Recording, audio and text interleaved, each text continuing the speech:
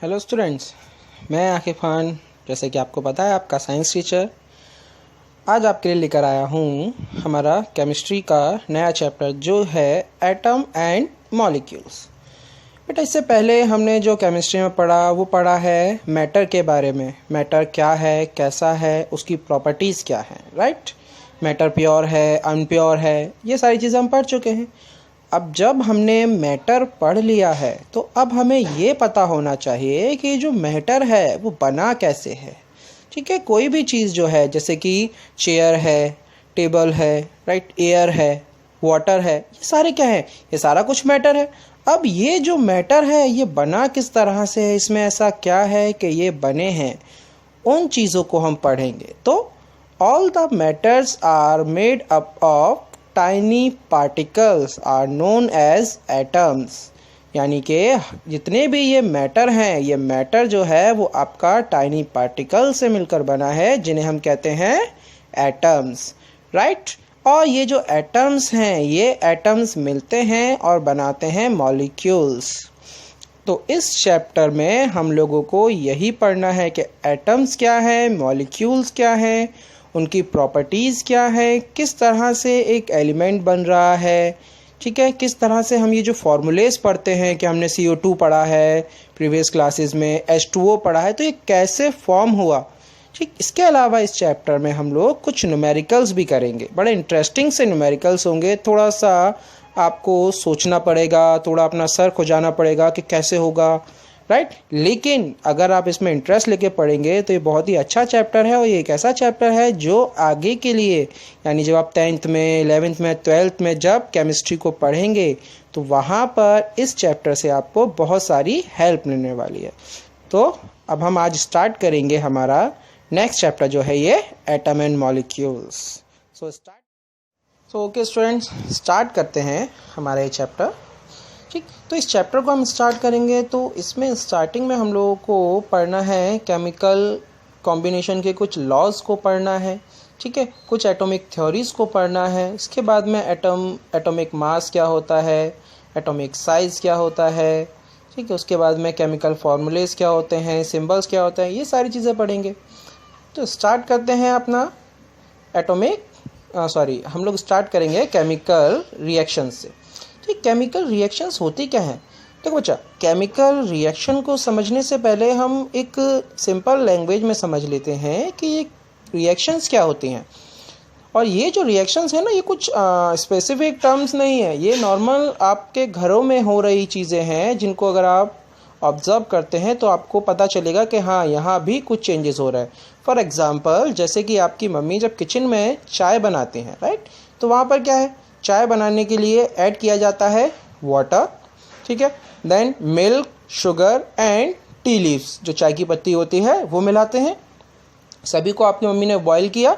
Boil करने के बाद में एक नया ही प्रोडक्ट मिलकर आता है, यानी कि वो चारों चीज़ें जो हमने उसमें मिलाई थी वो एक साथ कंबाइन हो गई और उन्होंने एक नया हमें एक मटेरियल दे दिया। इसको हम बोलते हैं टी, चाय जो बनी आपकी। अब ये जो चाय बनी वो उन प्रोडक्ट से को अगर हम उनको देखते हैं जिनसे मिलकर बनी है, उनसे बिल्कुल अलग थी, ठीक है। ऐसे ही अगर हम देखते हैं, जैसे कि दूध लिया, थोड़ा सा हल्का गुनगुना दूध होता है, उसमें दही डाल देते हैं थोड़ा सा, उसके बाद उसको एक गर्म जगह पर रख देते हैं, तो सुबह तक क्या होता है, बिल्कुल सुबह तक वो जो दूध था वो दही में कन्वर्ट हो जाता है। तो दूध और दही बिल्कुल डिफरेंट होते हैं। एक ऐसी जगह पर जहाँ पर दो चीज़ें या दो से ज़्यादा चीज़ें मिलकर एक नई चीज़ आपको दे रही हैं, वहाँ पर हम रिएक्शन कहते हैं, और वहाँ हो रही हैं केमिकल रिएक्शंस, ठीक है। तो जो केमिकल रिएक्शन है वो क्या है, केमिकल रिएक्शन जहाँ पर जो चीज़ें रिएक्ट कर रही हैं, आपस में एक दूसरे के साथ मिक्सअप हो रही हैं, वो कहलाते हैं रिएक्टेंट्स। और जो आपको एक उसका रिजल्ट मिल रहा है वो कहलाएगा प्रोडक्ट।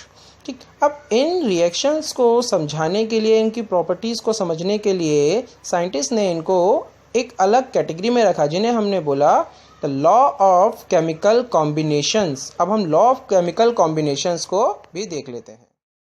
अब देखिए, लॉ ऑफ केमिकल कॉम्बिनेशन में हमें जो पढ़ना है अपने सिलेबस में, वहाँ पर दो लॉज हैं। ओके बेटा, एक लॉ है आपका जो कि दिया था एंटोनी लेवोशियर ने, और जो दूसरा लॉ है वो हमें दिया है जोसेफ प्रॉस्ट ने। ठीक है, ये दो साइंटिस्ट थे जिन्होंने हमें दो डिफरेंट लॉज दिए। इसमें पहला जो लॉ है वो कहलाता है आपका law of conservation of mass.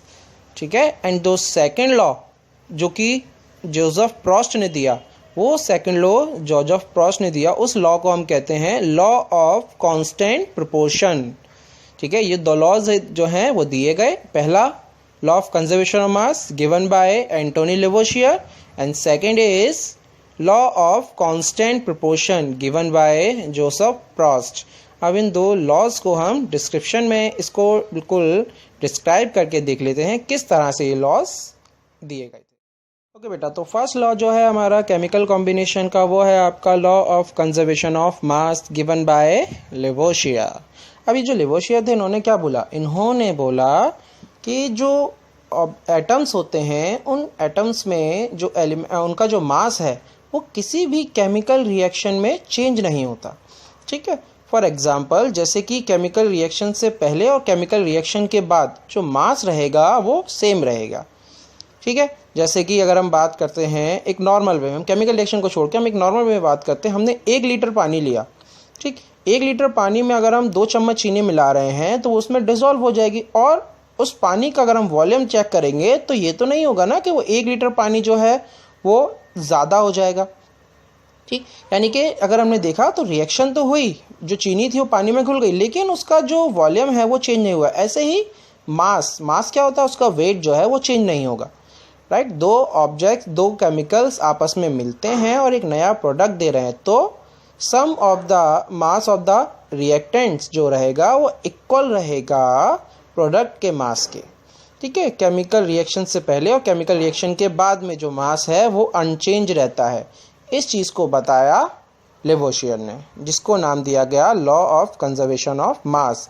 Conservation of मास मतलब ये होता है कि जो मास है वो सिक्योर रहा। कंजर्वेशन का मतलब आप लोगों को पता है पहले से ही। ठीक है, तो मास जो है वो अनचेंज रहा, सिक्योर रहा, वो मास चेंज नहीं हुआ। इसी को उन्होंने अपना लॉ दिया। ओके, जो नेक्स्ट लॉ है आपका वो है लॉ ऑफ कांस्टेंट प्रोपोर्शन। ये जो लॉ ऑफ कांस्टेंट प्रोपोर्शन है, इसमें जोसेफ प्रॉस्ट ने बोला कि किसी भी कंपाउंड को जब हम बनाते हैं, एक जो प्योर कंपाउंड हम बना रहे हैं, तो उस कंपाउंड को बनाने के लिए जो कॉन्स्टिट्यूएंट्स हमें चाहिए, ठीक है, यानी कि उसको हम बना रहे हैं तो उसके जो कॉन्स्टिट्यूएंट हमें चाहिए उनका जो मास रहेगा, उनका प्रोपोर्शन सेम रहेगा। आप कितना भी वॉल्यूम चेंज कर लें लेकिन उनका जो मास होगा वो सेम रहता है। ठीक है, फॉर एग्जांपल जैसे अगर हमें CO2 बनाना है तो बेटा CO2 बनाने के लिए हमें कार्बन और ऑक्सीजन ही लेना पड़ेगा। चाहे आप CO2 1 ग्राम बनाइए, चाहे आप CO2 10 ग्राम बनाइए। राइट, तो जहाँ पर हम कार्बन और ऑक्सीजन लेंगे तो वहाँ कार्बन और ऑक्सीजन का जो मास का प्रोपोर्शन रहेगा वो प्रोपोर्शन सेम रहेगा। ठीक है, वो कैसे सेम रहेगा, वो इस तरह से सेम रहेगा बेटा कि कार्बन जो है उसका जो मास है वो कितना है, 12 होता है। ठीक है, ऑक्सीजन है, ऑक्सीजन का मास क्या होता है, ऑक्सीजन का मास 16 होता है। लेकिन यहाँ पर हम कार्बन डाइऑक्साइड देखते हैं तो CO2, तो ऑक्सीजन का मास कितना हो जाएगा, 32 हो जाएगा, क्योंकि वहाँ पर O2 लगा हुआ है, तो 32 हो जाएगा, और कार्बन आपका 12 है। इस तरह से जब हम उसको सॉल्व करेंगे तो उसका जो रेशियो आएगा, प्रोपोर्शन है ना, तो प्रोपोर्शन आपने ऑलरेडी पढ़ा, रेशियो का पढ़ा, यानी कि कार्बन आप ऊपर लेंगे और आपका जो ऑक्सीजन है उसको हम नीचे डिवाइड में करेंगे, तो कार्बन और ऑक्सीजन को हम लिखते हैं इस तरह से। तो यहाँ पर जो रेशियो आएगा वो क्या आएगा, 3:8 का रेशियो आएगा। ठीक है, 3:8 का रेशियो आएगा। अब ये जो रेशियो है वो आप कितना भी कार्बन डाइऑक्साइड कहीं भी यूज़ करिए किसी भी एक्सपेरिमेंट के अंदर, ये जो मास का रेशियो है ये सेम रहेगा। ऐसे ही वाटर का होता है, वाटर में जो रेशियो रहता है हाइड्रोजन और ऑक्सीजन का वो 1:8 रहता है। इस चीज़ को मैंने आपको ग्रुप में एक्सप्लेन किया। राइट, तो इस तरह से जो जोसेफ प्रॉस्ट थे उन्होंने अपने लॉ को प्रूव किया। ठीक है, उसके लॉ के बारे में हमें बताया, कांस्टेंट प्रोपोर्शन को हमें बताया कि जो मास है वो कांस्टेंट रहेगा, प्रोपोर्शन उसका कांस्टेंट रहता है। अब देखिए केमिकल, ये जो आपका कांस्टेंट वाला है, कांस्टेंट प्रोपोर्शन, इसको हम थोड़ा और एक्सप्लेन करके आपको समझा देते हैं। ठीक है बच्चा, इसमें मैंने आपको बताया कि हम कार्बन डाइऑक्साइड अगर बना रहे हैं, ठीक है, तो कार्बन डाइऑक्साइड नॉर्मल हम बना सकते हैं। कार्बन और ऑक्सीजन को हमने मिलाया और हमें कार्बन डाइऑक्साइड मिल जाएगा। इसके अलावा भी हम कार्बन डाइऑक्साइड को डिफरेंट मेथड में फॉर्म करते हैं। जैसे कि कोई भी गैस जो है नेचुरल गैस, उसको हम जलाते हैं तो वहाँ पर हमें कार्बन डाइऑक्साइड और वाटर मिलता है। जैसे हमने यहाँ पर किया है मीथेन है, मीथेन को हमने जलाया, मीथेन को ऑक्सीजन के साथ में जलाते हैं तो वहाँ पर आपको कार्बन डाइऑक्साइड और वाटर मिला। ठीक है, इसके अलावा हम देखते हैं कैल्शियम कार्बोनेट। कैल्शियम कार्बोनेट जो है वही कैल्शियम का सॉल्ट है। उसको जब हम गर्म करते हैं तो वो जब गर्म होगा तो वो ब्रेक डाउन होगा कैल्शियम ऑक्साइड, जिसे हम लाइम भी कहते हैं, क्विक लाइम कहते हैं। ठीक है, कैल्शियम ऑक्साइड को। और साथ में बेटा उसके अंदर आपको कार्बन डाइऑक्साइड भी मिल गया, CO2 मिल गया। लेकिन यहाँ तीनों में ही एक चीज़ कॉमन आपने देखी कि तीनों में ही जो कार्बन डाइऑक्साइड है वो सेम है, उसका वॉल्यूम सेम है। वॉल्यूम क्या है? 1:2, यानी कि 1 कार्बन है 2 ऑक्सीजन है। और इसका जो मास का रेशियो रहेगा वो भी सेम रहेगा, 3:8।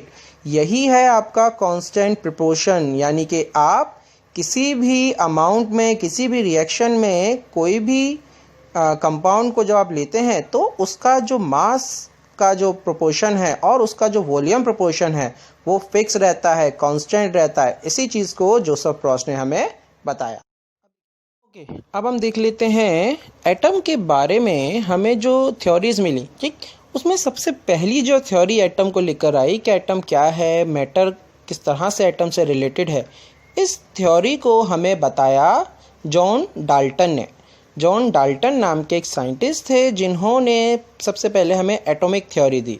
ठीक है, और एटॉमिक थ्योरी जो डाल्टन की थी उसमें उन्होंने 6 यानी कि 6 पोस्टुलेट्स दिए, अपने 6 स्टेटमेंट दिए और उन पोस्टुलेट्स में उन्होंने बताया एटम के बारे में। ठीक, अब ये जो 6 पोस्टुलेट्स थे डाल्टन के, वो 6 पोस्टुलेट्स क्या थे बेटा?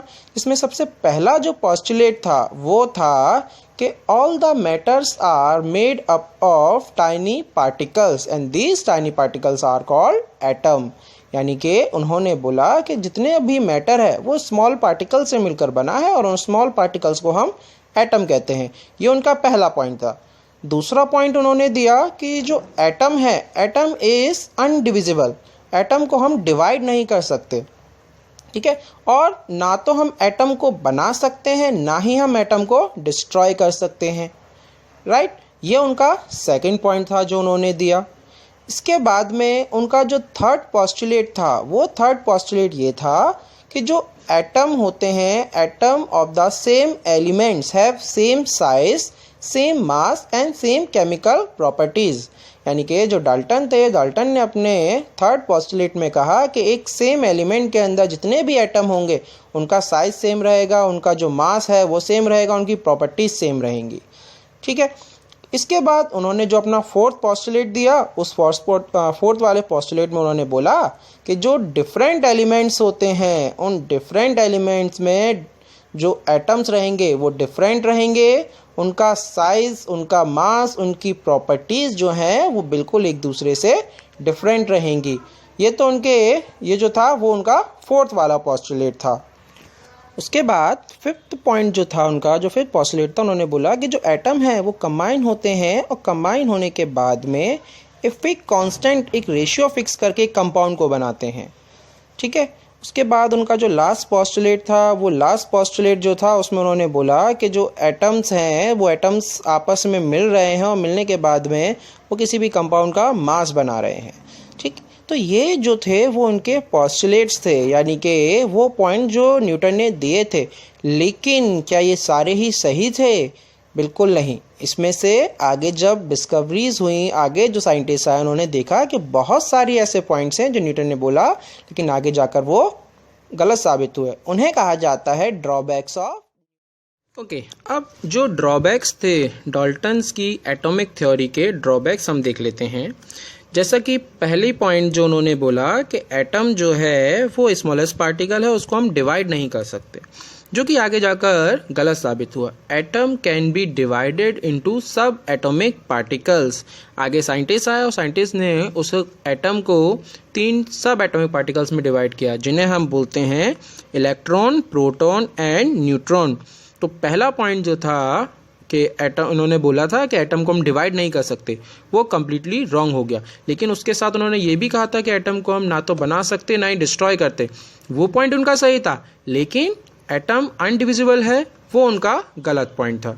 ठीक, उसके बाद में जो सेकंड, जो उनका नेक्स्ट पॉइंट जो कि गलत साबित हुआ, वो था बेटा कि सेम एलिमेंट्स के अंदर जो एटम्स होते हैं उनका मास सेम होता है।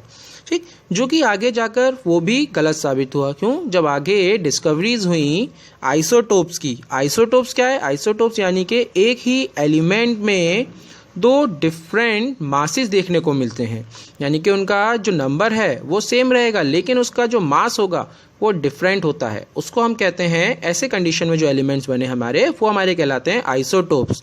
ठीक, लेकिन उन्होंने क्या कहा था कि सेम एलिमेंट्स है तो मास सेम होगा। लेकिन आगे जाके देखा गया, जब डिस्कवरीज और आगे हुई और स्टडी की गई तो देखा कि एक ही एलिमेंट में उसके जो मास हैं वो डिफरेंट देखने को मिल रहे हैं हमें। ठीक, तो ये पोस्टुलेट भी उनका गलत साबित हुआ। उसके बाद में एक और पोस्टुलेट जो उनका गलत साबित हुआ वो ये कि डिफरेंट एलिमेंट्स में जो मास होगा वो डिफरेंट रहेगा। क्यों? क्योंकि आगे फिर जो फर्दर साइंटिस्ट ने डिस्कवरी की वहाँ पर उन्होंने बताया आइसोबार। आइसोबार क्या थे? आइसोबार जो हैं, आइसोबार्स के बारे में बताया कि जो आइसोबार्स हैं वो डिफरेंट एलिमेंट्स होते हैं लेकिन उनका जो मास है वो सेम होता है। ठीक, तो इस तरह से डाल्टन के जो थ्योरी थी उसमें कुछ ड्रॉबैक्स देखे गए। ठीक है भाई, अब ये जो ड्रॉबैक्स देखे गए उसके बाद फिर साइंस थोड़ी सी और चेंज हो गई, पर डाल्टन की जो थ्योरी थी उससे बहुत हेल्प मिली और उसको आगे जाकर उसी की हेल्प की वजह से ये सारी डिस्कवरीज की गई कि आइसोटोप्स, आइसोबार के बारे में। ठीक है, तो ये थे आपके ड्रॉबैक्स ऑफ डाल्टन्स एटॉमिक